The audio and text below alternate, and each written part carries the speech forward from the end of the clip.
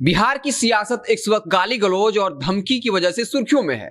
जीतन राम मांझी द्वारा ब्राह्मणों को एक आपत्तिजनक शब्द का इस्तेमाल किया जाता है और उसके बाद ब्राह्मण समाज का एक नेता जो बीजेपी का भी नेता होता है वो कहता है कि जो उनकी जीभ काट कर लाएगा उन्हें 11 लाख रुपए का इनाम मिलेगा।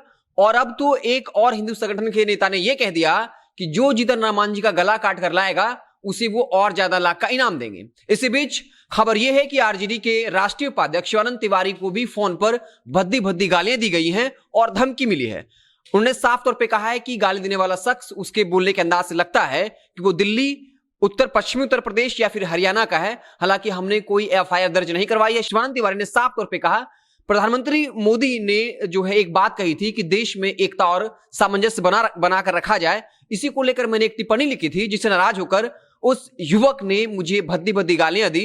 हालांकि मैंने उसे मैसेज किया कि मेरी उम्र 78 साल है और मेरी मां सालों पहले गुजर चुकी हैं, लेकिन फिर भी आप उन्हें गालियां दे रहे हैं, आपको इसके लिए प्रायश्चित करना चाहिए।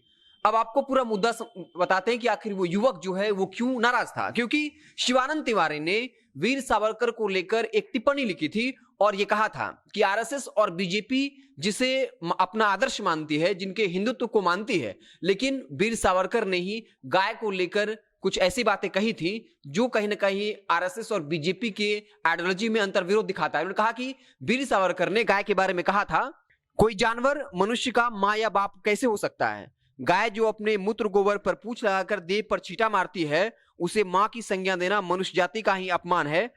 तो फिर शिवानंद तिवारी ने कहा कि सावरकर के बताए हिंदुत्व को आप मानेंगे और कुछ नहीं मानेंगे। और इसी टिप्पणी के बाद उस युवक ने शिवानंद तिवारी को फोन कर धमकी दी, भद्दी भद्दी गालियां दी। शिवानंद तिवारी ने साफ कहा कि वीर सावरकर की आइडियोलॉजी को माना जाता है। हिंदुत्व सबसे पहले उन्होंने इस्तेमाल नहीं किया था, लेकिन सबसे ज्यादा पॉपुलर जरूर किया था। उसी हिंदुत्व को लेकर बीजेपी आरएसएस आगे बढ़ रही है, लेकिन उसी वीर सावरकर ने गाय के बारे में कहा कि किसी जानवर को मां कैसे बनाया जा सकता है, कैसे माना जा सकता है, उस पर बीजेपी और आरएसएस चुप क्यों रहती है।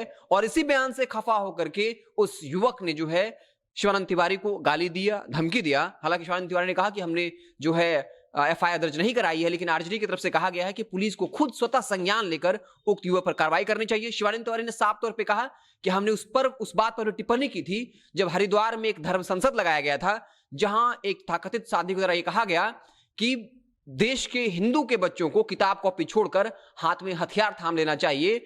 और मैं भी हथियार लेकर चलती हूं और मेरा हाथ का नाखून ही काफी है। हरिद्वार में जो कुछ भी हुआ उसके बाद कई घंटों के बाद कार्रवाई नहीं की गई, एफआईआर दर्ज किया गया है, लेकिन इस वक्त भी उन लोगों की गिरफ्तारी नहीं हुई है। तो कहीं ना कहीं देश में नफरत फैलाया जा रहा है और वो युवक भी इसी नफरत का शिकार है और इसलिए उसने मुझे गालियां दी और धमकी दी। तो इस वक्त बिहार की सियासत लगातार धमकी और गालियों से सुर्खियों में है।